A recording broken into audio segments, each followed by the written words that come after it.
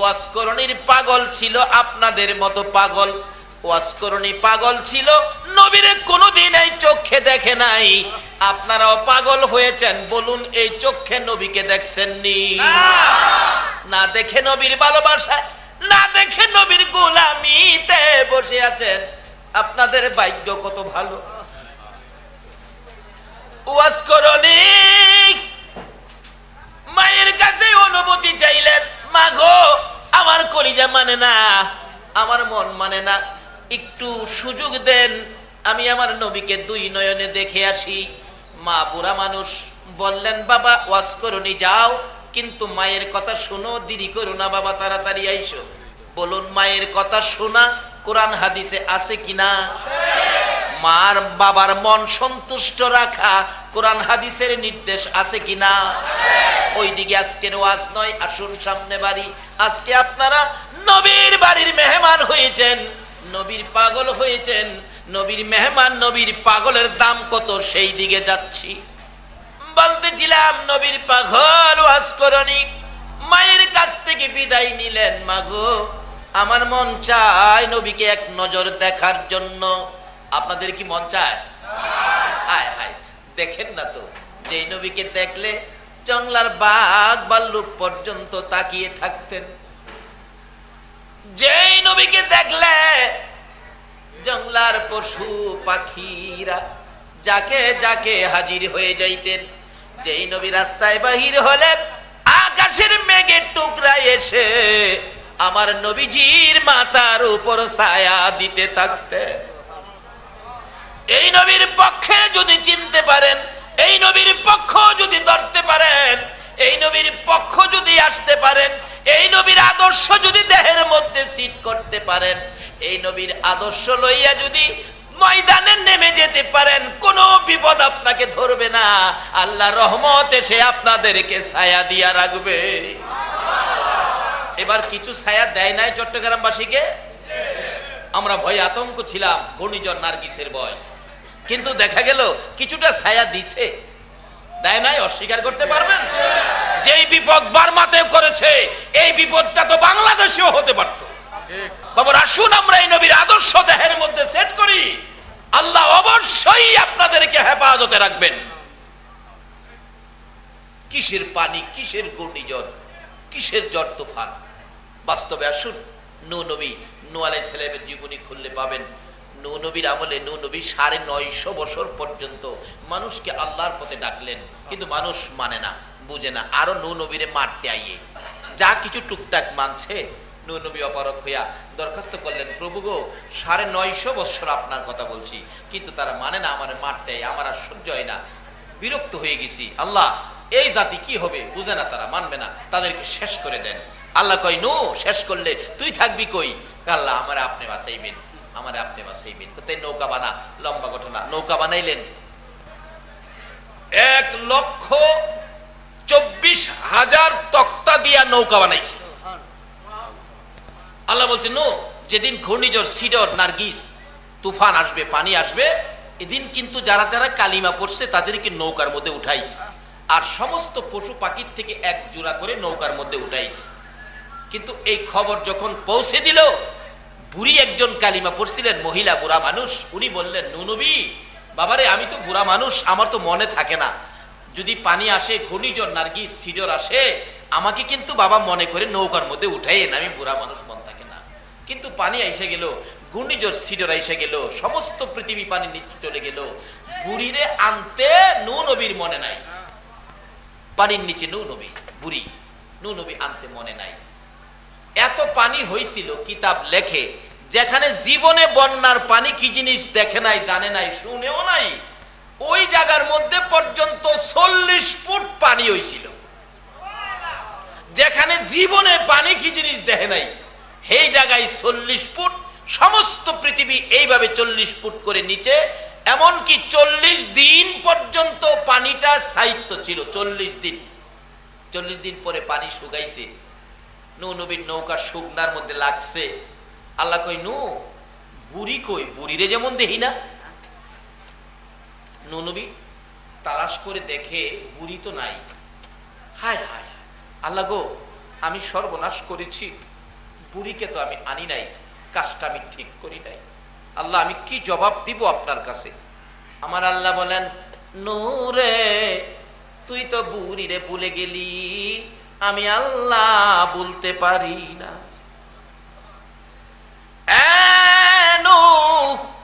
একটু তালাশ করে দেখ আমার বুড়ির খবর কি। নূহ নবী কয় 40 দিন পানির তলে তালাশ করে হাত দিয়ে তো পাইতাম না, কই নিয়ে গেছে বানিয়ে পামু। আমার আল্লাহ কয়, নূরে দেখো দেখো, একটু তালাশ করে দেখো। নূহ নবী শুকনা পথে বুড়ির বাড়ি লক্ষ্য করে আন্তাজ করে দৌড় দিছে। কাছাকাছি যাইয়া দেখে বুড়ির গড়টা এখনো আগের মতো ঠিক আছে। নূহ নবী আর সহ্য হইয়া ঘর যখন আছে, দেখি বুড়ির খবর কি। আর একটু দৌড়ের গতি বাড়াইছে। দৌড়ের গতি বাড়তি দেখে বুড়ি ঘর থেকে বেরিয়ে আইসা হাত বাড়াইয়া ডাকে, এ আল্লাহর নবী নূহ, বন্যার পানি, ঘূর্ণিঝড় সিডরের পানি কি আসতেছে? এতে কি বোঝা গেল? বুড়ি এখনো পানির খবর। এই ঘটনা কোনো আলেম অস্বীকার করার ক্ষমতা নাই। নূহ নবী, পানি কি আসতেছে? আমি কি কাপড় নিয়ে নৌকায় উঠতে হবে? নূহ নবী মাথায় হাত দিয়ে বসে গেল, প্রভু গো, বুড়ি কি কয়? বুড়ি কয় পানি নাকি আসতেছে। এখনো কি বুড়ি পানির খবর পায় নাই? আমার আল্লাহ কয়, নূহ রে তুই তো ভুলে গেলি, আমি আল্লাহ বলতে পারলাম না। 40 দিন পর্যন্ত 40 ফুট পানির নিচে যদি নূহ নবীর উম্মত বুড়িরে বাঁচাইতে পারে গো, আখিরি নবীর উম্মত যদি আমরা হইতে পারি, বলুন আমার আল্লাহ বাঁচাইতে পারবে কিনা?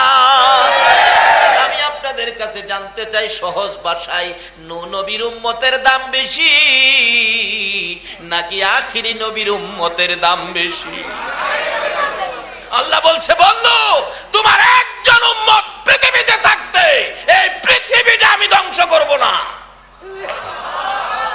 আজকে সেই নবীর উম্মত কেন পানিতে পইরা মরে, কেন ঘূর্ণিঝড়ে পড়বে? কারণটা কি, রূপটা কোথায়?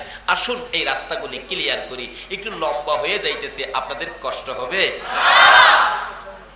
বলতেছিলাম, নবীকে চিনেন, নবীর পাগল হন। যেই নবীর উপর আমার আল্লাহ নিজে, এটা কোনো মৌলবীর কাহিনী না, মুফতির ফতুয়া না, এটা সরাসরি কোরআন। আল্লাহ নিজে যেই নবীর উপর 24 ঘন্টা দুরূদ ও সালাম পাঠ করতেছে, সেই নবী আমাদের নবী। আজকে সেই নবীর বাড়ির মেহমান আপনারা। যেই নবীর পক্ষে গেলে গুরার জবান খুলে যায়, যেই নবীর পক্ষে গেলে মা খাদিজাতুল কুবরা রাদিয়াল্লাহু তাআলা আনহা আল্লাহর জান্নাত পায়, ভালোবাসার সালাম পায়। আপনাদের কি দরকার? আসুন আজকে বাজেট পেয়ে যাবেন।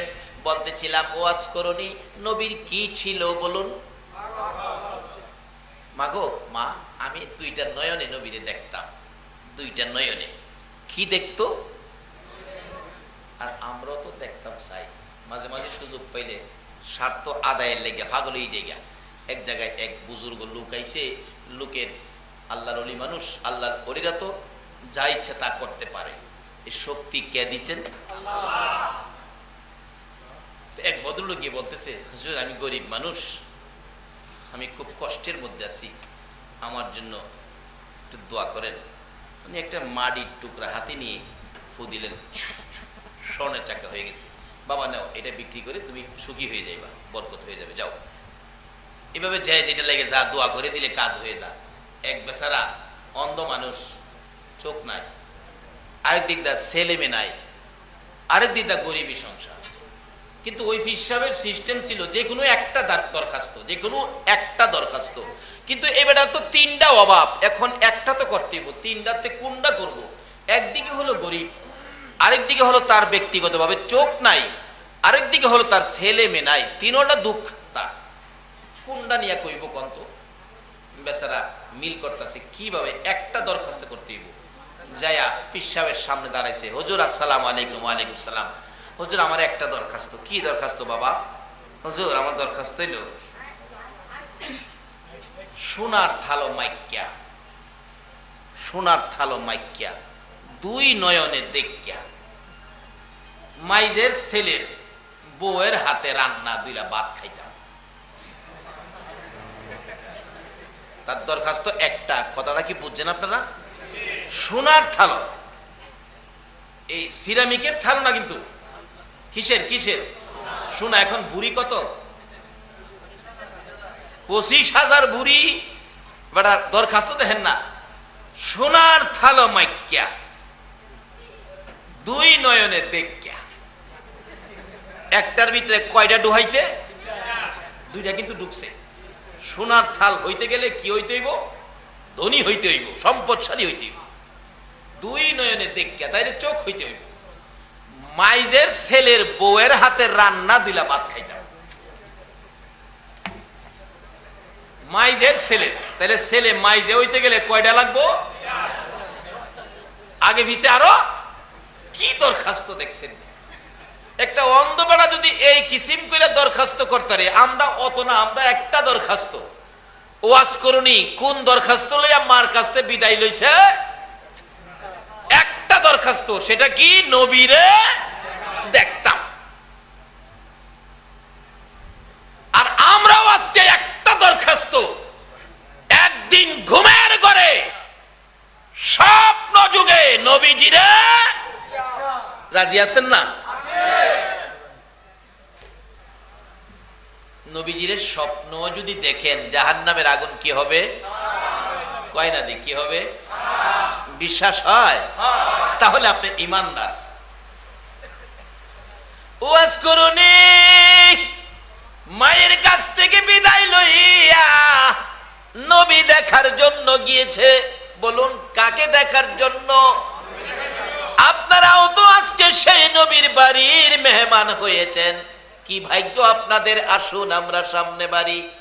এবার ওয়াজ করুনি ডাকতেছে, মা গো বিদায় দেন। মা বলেন, ওয়াজ করুনি রে, সংসারে অনেক দায় দায়িত্ব, তোমার বাবা নাই, তুমি এতিম, দেরি করো না। এতিম ওয়াজ করুনি রে, তাড়াতাড়ি চলে আইসো। নবীজির বাড়ির সামনে গিয়ে ডাক দিলেন, আমার মায়ার নবী কই গো, আমার দয়ার নবী কই, আমি এতিম ওয়াজ করুনি আসছি। বাড়ির ভিতর থেকে কে যেন বললেন, নাই, আমার নবী তো বাড়িতে নাই। ওয়াজ করুনি চোখের পানিগুলো জর্জর করে ছেড়ে ছেড়ে কান্দে, মাবুদ মনের আশা মনে রইল, পুরা হইল না। আবার কালতে কালতে ওয়াজ করুনি চলে গেলেন, নবীর পাগল চলে গেলেন। মা যেহেতু বলেছে দেরি করতে পারবি না বাবা, তাড়াতাড়ি আইসো। কিছুক্ষণ পর আমার নবী বাড়ির সামনে এসে চোখের পানি ছেড়ে দিলেন। জিজ্ঞেস করেন সাহাবীরা, হুজুর কেন কান্দেন?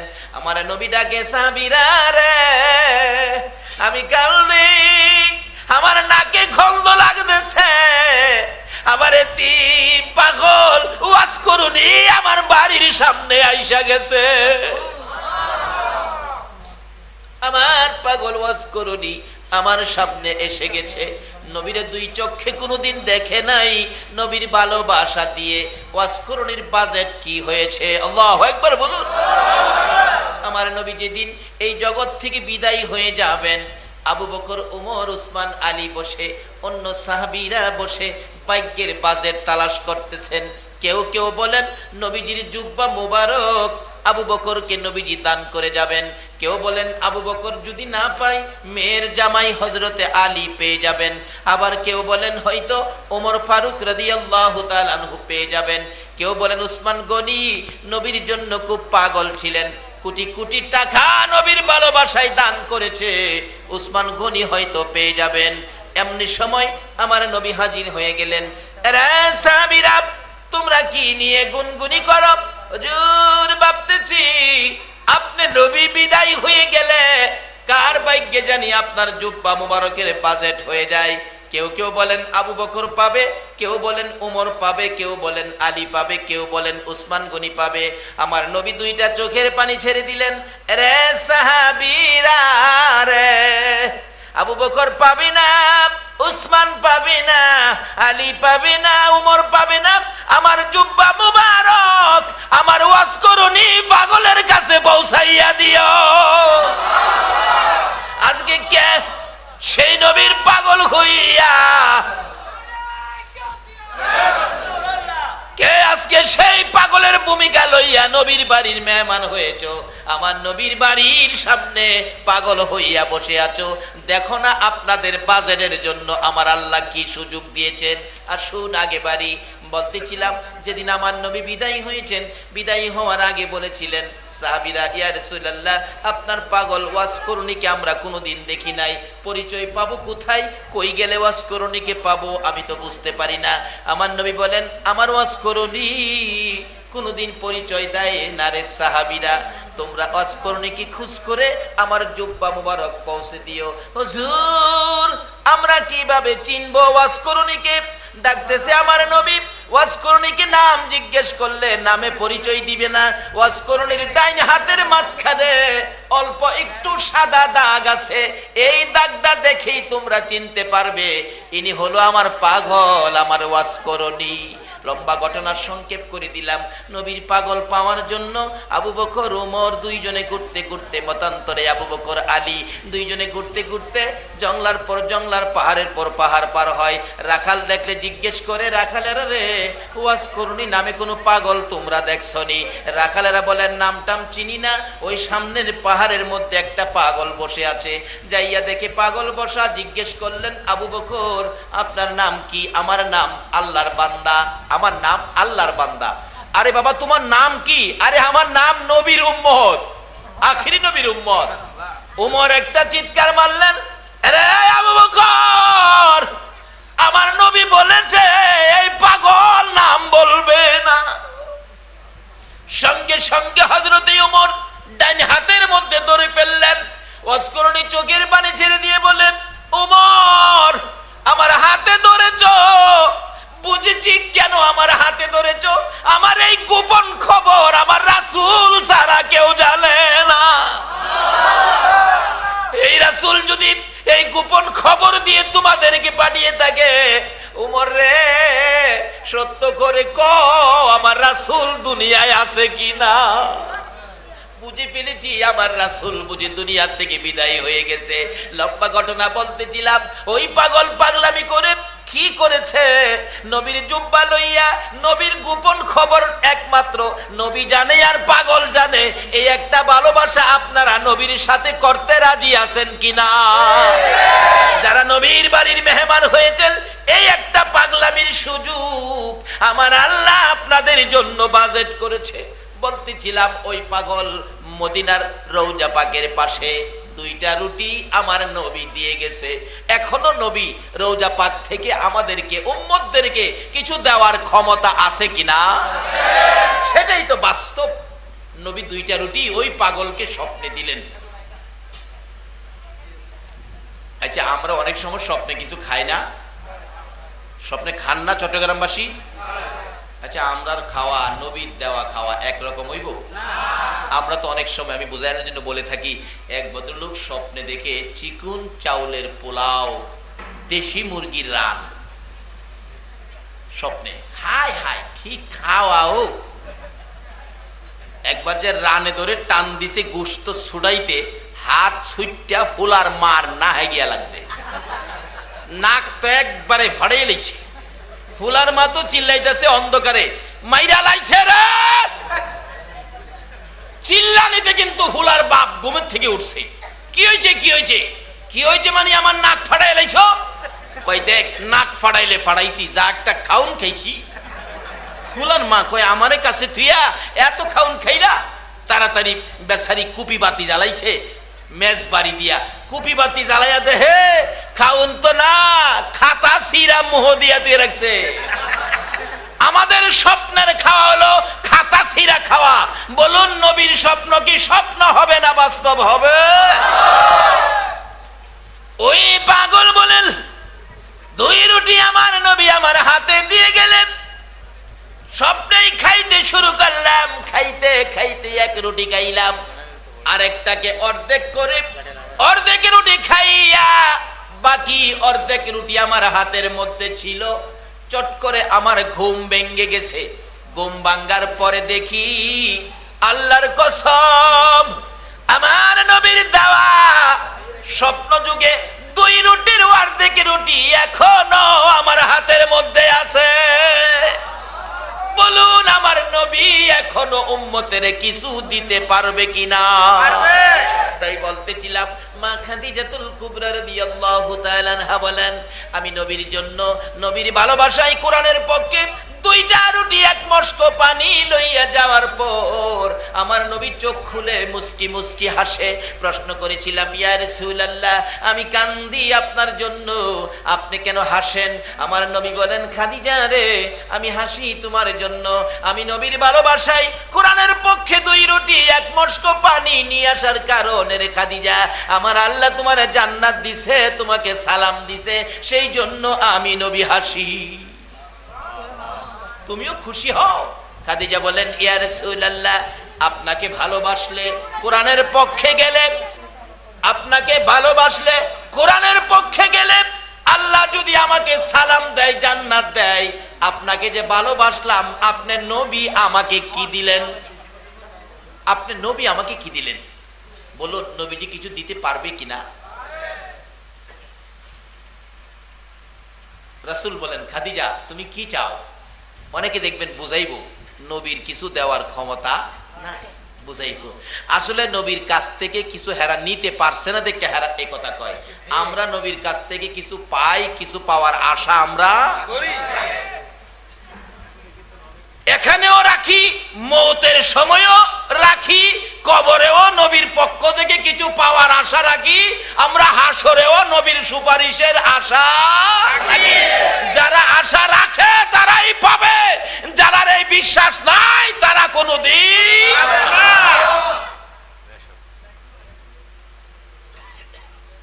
কিভাবে পাবেন? আসতেছে তো সামনে, একটু লম্বা হইতেছে আজকে, কষ্ট হবে আপনাদের।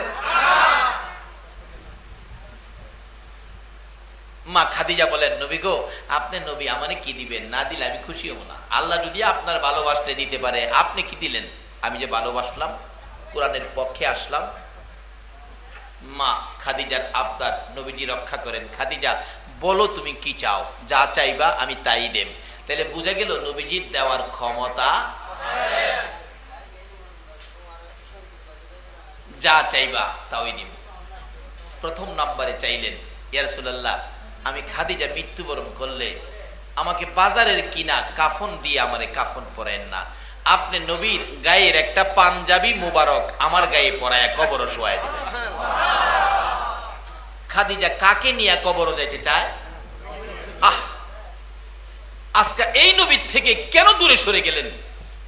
যারা নবীর থেকে যত দূরে থাকবেন ততই বিপদ তত কাছে থাকবে, আর যারা নবীকে কাছে রাখবেন, আল্লাহর কসম কোন বিপদ আপনার কাছে আসবে না। একজন আল্লাহর ওলি কাছে থাকলেই তো বিপদ হয় না। তার বাস্তব হলো আপনাদের চট্টগ্রাম বদর শাহ রহমাতুল্লাহ আলাইহির জীবনী। আমরা জীবনী পড়েছি আর আপনারা দেখেছেন। বদর শাহ রহমাতুল্লাহ আলাইহি চট্টগ্রামে যখন আস্তানা গাড়লেন, ঘূর্ণিঝড় আসতেছে, লোকজন বললেন, হুজুর এই তো ঘূর্ণিঝড় আসতেছে, এটা বিপদ, কিছু বলেন। উনি বসার থেকে উঠে দাঁড়ায় আঙ্গুল ইশারা করে বলেছিলেন, এই ঘূর্ণিঝড় এইদিকে না ওই দিকে যাও, বলতে দেরি যাইতে দেরি নাই। বাবারে, এই ক্ষমতা আল্লাহর ওলিদেরকে আল্লাহ দিয়েছে, কাজী তাদের কাছে সম্পর্ক রাখুন, আপনাদের লাভ হবে।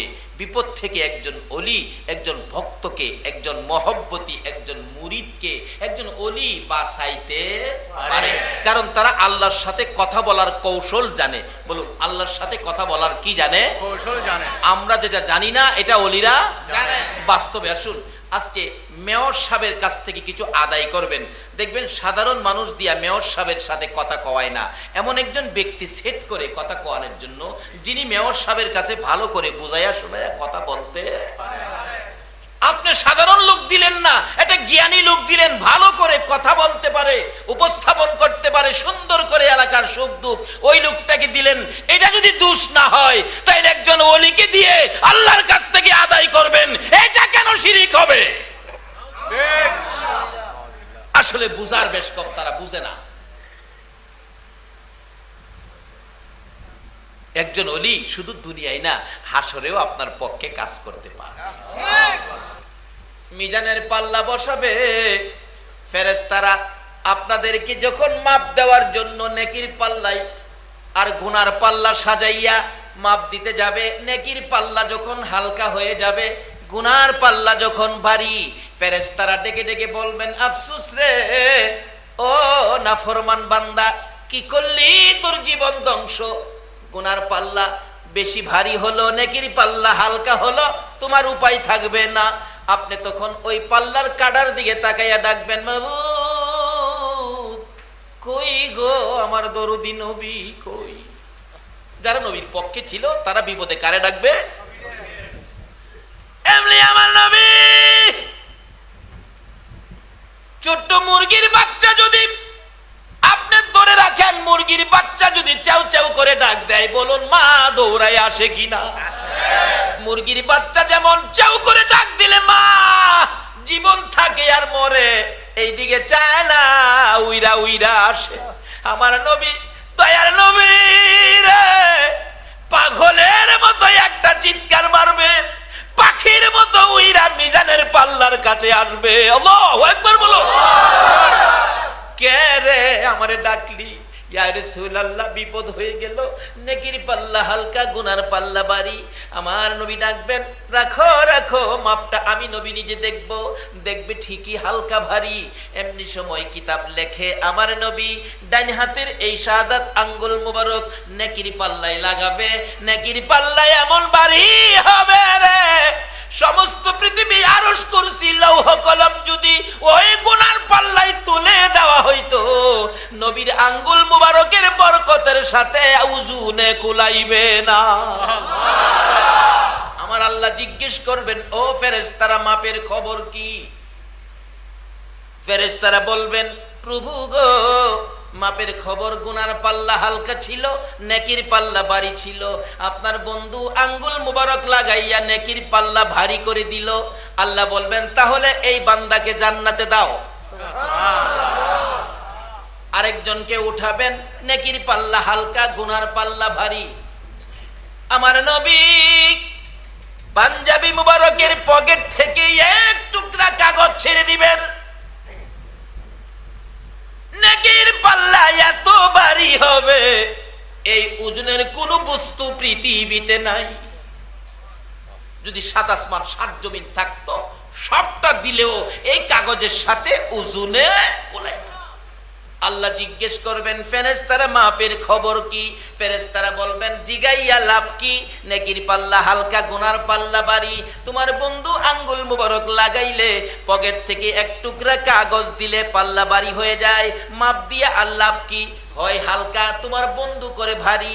আমার আল্লাহ ভাষণ দিবেন, রে ফেরেশতারা মাপতে থাকো আর আমার বন্ধুর খেলা চলতে থাকো। আমার নবী কুল কায়নাতের নবী, নবীগণের নবী রে। আমার নবীকে সবাই নবীর খেলা দেখতে পারে নাই। কোন নবীর ভালোবাসাই আমি আল্লাহ এত কিছু করেছি। আজকে হাসরের ময়দানে আদম থেকে ঈসা, কুল মাখলুকাত, কুল নবীগণের উম্মতেরা উপস্থিত আছে। আজকে আমি আল্লাহ মিজানের পাল্লা বসাইলাম আমার ওই বন্ধুর খেলা দেখানোর জন্য। এই বাজারে আমার বন্ধু যা চাবে রে, আমি আল্লাহর পক্ষ থেকে বন্ধু তাই পায়ে যাইবে। আমার বন্ধু আজকের বাজারে যা করবে রে, আমি আল্লাহ সব আমি কবুল করে নিলাম। এই নবীর পক্ষে থাকলে লাভ হবে না লস হবে? বাবারা ভাইরা আসুন, এই নবীর পক্ষে গেলে কি লাভ দেখেন। নবীজির কাছে হাত বাড়াইলেন, ইয়া রাসূলুল্লাহ আপনার একটা পাঞ্জাবি মুবারক আমার গায়ে পরায় কবরও দিবেন। এই নবীজি সাথে থাকে আর বয় আছে? হুজুর ১ নাম্বার দাবি যাও রাখলাম। ২ নাম্বার দাবি, আমাকে যে কবরে শোয়াইবেন, মা খাদিজা বলেন আপনি নবী আগে এই কবরটা শুয়ে আসবেন। নবী যেখানে শুয়ে আসবে, বলুন এখানে আযাবের ফেরেশতা যাইব? আর গাউসে পাকের কাছে তো যায় না।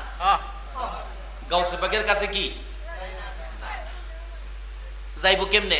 2টা যাও গেছি কবর, কাশপলা বলি, অন্তরের চক্ষু যার খোলা, বন্ডা বন্ডা না, বন্ডা না, অন্তরের চক্ষু যার খোলা, গাউসে পাকের কবরের পাশে এই চোখ বন্ধ করে অন্তরের চোখটা দেখে মুলকিন নকির আয়াত জিগায় তোমার রব কে? গাউসে পাক কিছু কয় না। আবার বললেন তোমার রব কে? কিছু কয় না। তিনবারের মাথায় একটু রাগ হইয়া ধমক দিলেন, তোমার রব কে? যে কে কইছে দুয়ারে ধরছে, যে রবের প্রেমে সব শেষ করলাম, আইছস আমার রব কে জিগাইতে? তোরার বাড়ি কই? তোরা কইতে আইছস?